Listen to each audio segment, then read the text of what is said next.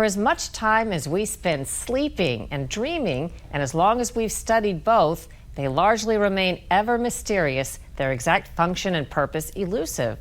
Today, we're off to a brave new world of science surrounding sleep, dreams, and the exciting future of controlling your dreams to make your life better.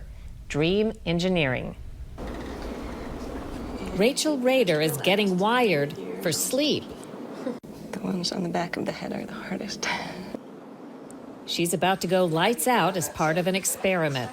This side. And what do you tend to dream about?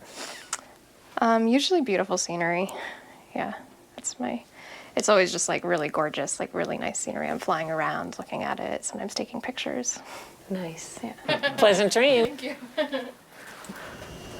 And now you can close your eyes. A few steps away, Rader's sleep and dreaming are being observed by researchers Will Pigeon and Michelle Carr. Kind of a better example. Stage 1 sleep is light sleep. Stage 2 a little deeper, stage 3 a little deeper still, and then REM sleep is a completely different state of sleep, rapid eye movement sleep, named thus about 70 years ago by the folks who discovered it. Here at the Sleep and Neurophysiology Research Lab at the University of Rochester, Carr and Pigeon spend most of their waking hours trying to pierce the secrets of our nightlife. What happens on a nightly basis, we think, is that there are a couple things at the cellular level that are occurring that are incredibly important for maintaining this brain and body, this being of ours.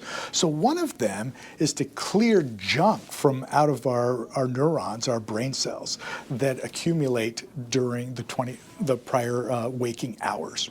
So sleep is a time in general for the body to rest and restore, as well as clean things out. Very true for the brain as well. It's also true that we need sleep to recharge.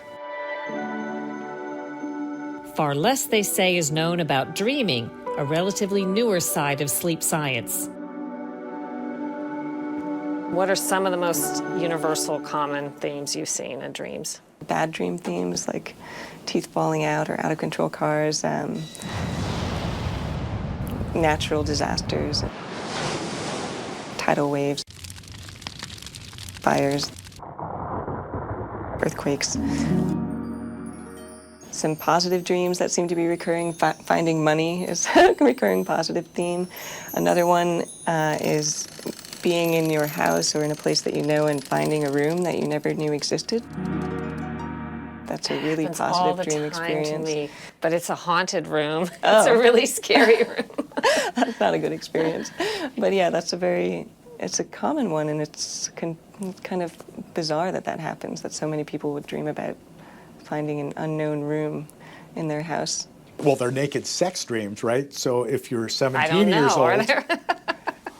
the naked dreams that we have are probably related to stress dreams. So being naked is embarrassing. It's stressful to think about that. They tend to pop up, I think, in people who are having some level of stress in their lives. For some people, that threshold is very low. For some, it's very high.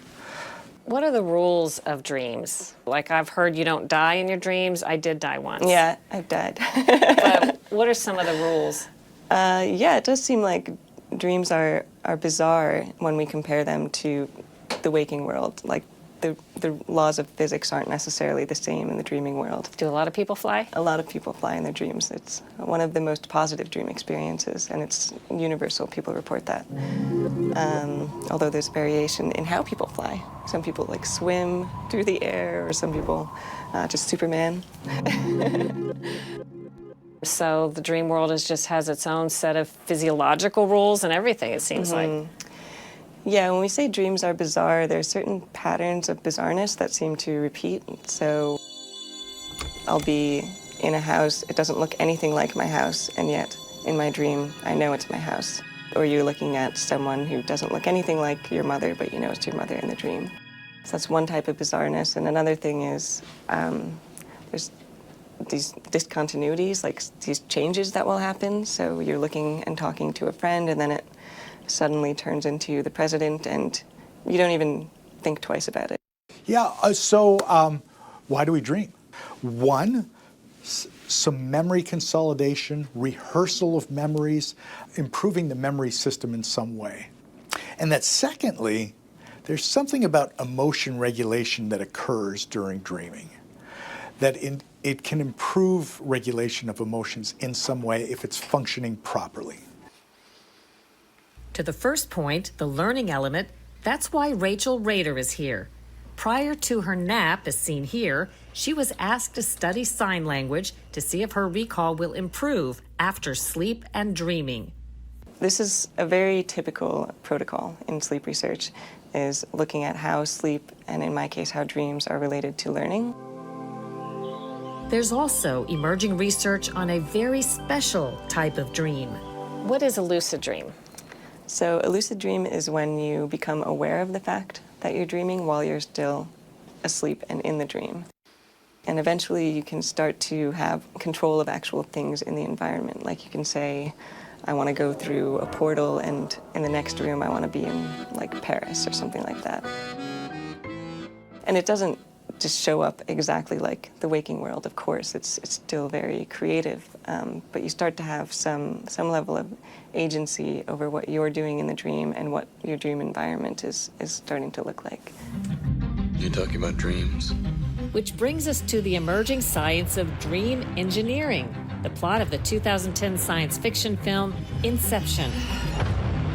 We create the world of the dream. We bring the subject into that dream, and they fill it with their secrets. The other, I think, brave new almost Inception world is to utilize dream engineering, working with one's dreams to actually treat some sleep problems. So there are flying dreams that we have, and when people have a flying dream, it tends to be fairly positive. So why don't we have more positive experiences while we're sleeping by teaching ourselves to fly more in dreams? So that would be a little bonus, right? So nightmares are a key component of post-traumatic stress disorder. What if we could teach folks to alter their nightmares in some way so that they're less nightmarish and get downgraded to a disturbing or bad dream, and ultimately get downgraded to a neutral dream? Dreams feel real while we're in them. It's only when we wake up that we realize something is actually strange. Back to the lab.